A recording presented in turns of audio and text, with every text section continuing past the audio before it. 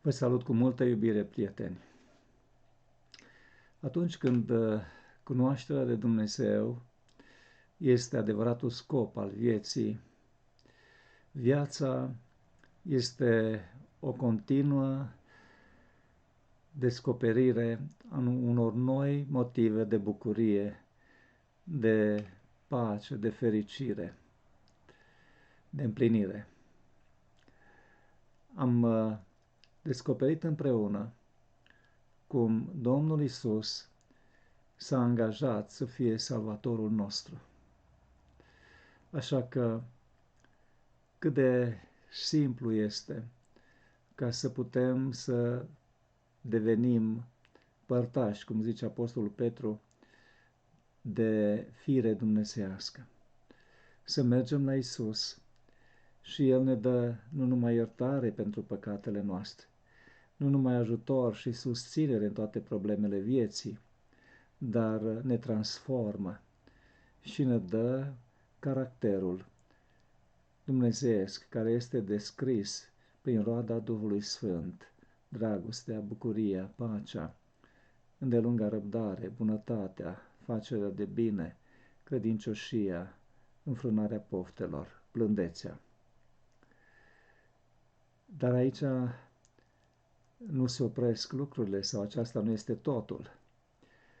Pe lângă toate aceste lucruri care sunt minunate, Dumnezeu dorește să ne dăruiască cel mai mare dar care poate fi, darul prieteniei sale. Acest lucru se vede în istoria lui Avram. Avram a fost un om înțelept care a pornit de la înțelegerea faptului că există Dumnezeu și că acest Dumnezeu trebuie să fie o persoană minunată, cea mai minunată persoană care poate fi, mai mult decât care nu poate fi o altă ființă, și anume un Dumnezeu iubitor, sfânt, atotputernic, omniprezent, drept. Pe acest Dumnezeu, Avram, inspirat de Duhul Sfânt, a căutat să-L cunoască și Dumnezeu i s-a descoperit. Relația lui Avram cu Dumnezeu a fost cea mai importantă relație sau cea mai importantă problemă a vieții lui. De aceea se spune în Scriptură, în Isaia 41:8, Dar tu, Israele, robul meu, Iacove, pe care te-am ales, sămânța lui Avram, prietenul meu. Să fii numit de către Dumnezeu, prietenul său, este cea mai înaltă treaptă la care poate ajunge o ființă în univers, nu numai între oameni, ci și între îngeri și orice altă ființă inteligentă ar putea fi, prietenul lui Dumnezeu.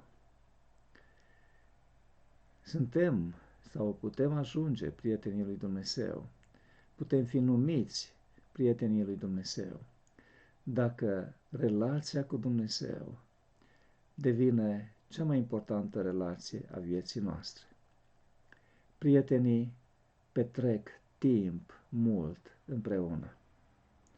Prietenii își împărtășesc simțămintele, discută împreună, acționează împreună, duc planuri la bun sfârșit și le realizează împreună. Prietenii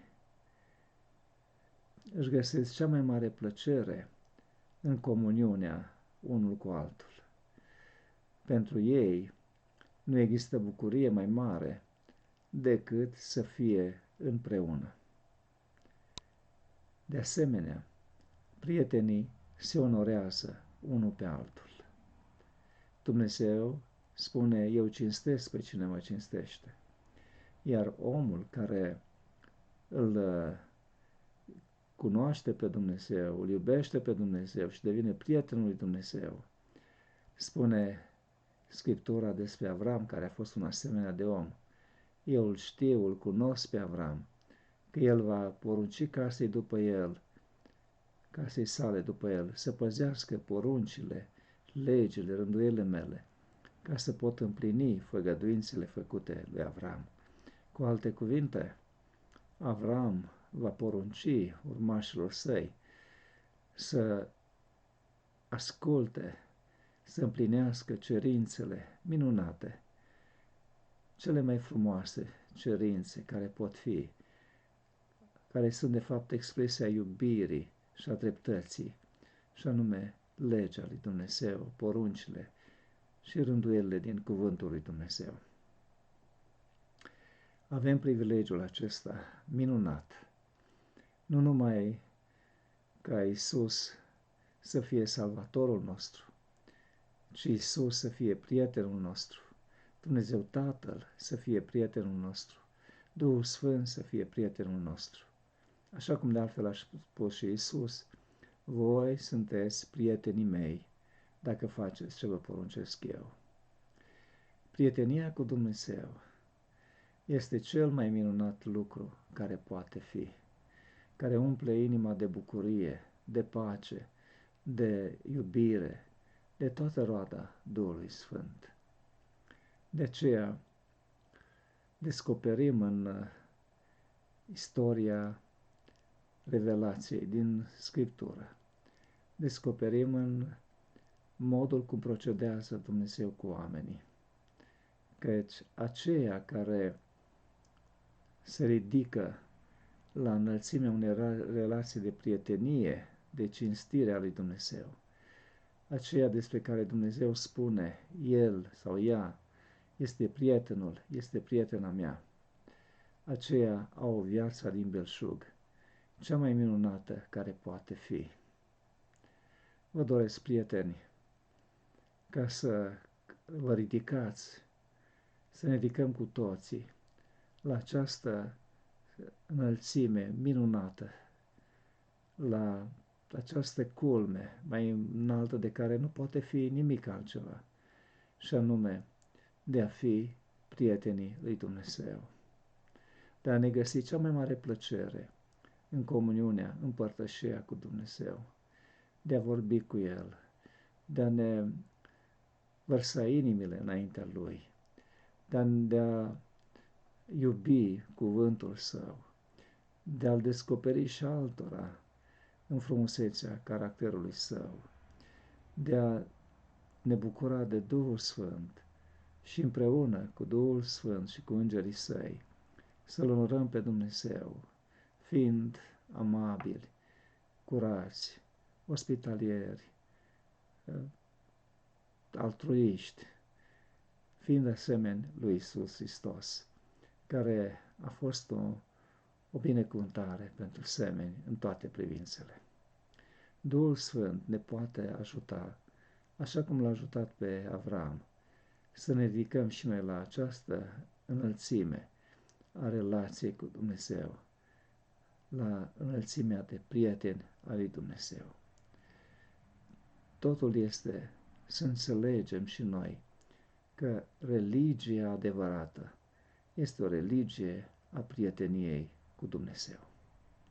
Dumnezeu să ne ajute și fiind prieteni cu Dumnezeu, să ne luăm timp pentru a vorbi cu El, pentru a-L cunoaște, pentru a înțelege planurile Lui, pentru a fi umpluți de Duhul Sfânt, pentru a trăi viața lui Iisus Hristos, o viață fără păcat și o viață dedicată facerii de bine, altruismului, slujirii semenilor spre onoarea lui Dumnezeu. Dumnezeu să ajute și fiecare dintre noi să fim numit prietenul sau prietena lui Dumnezeu. La revedere!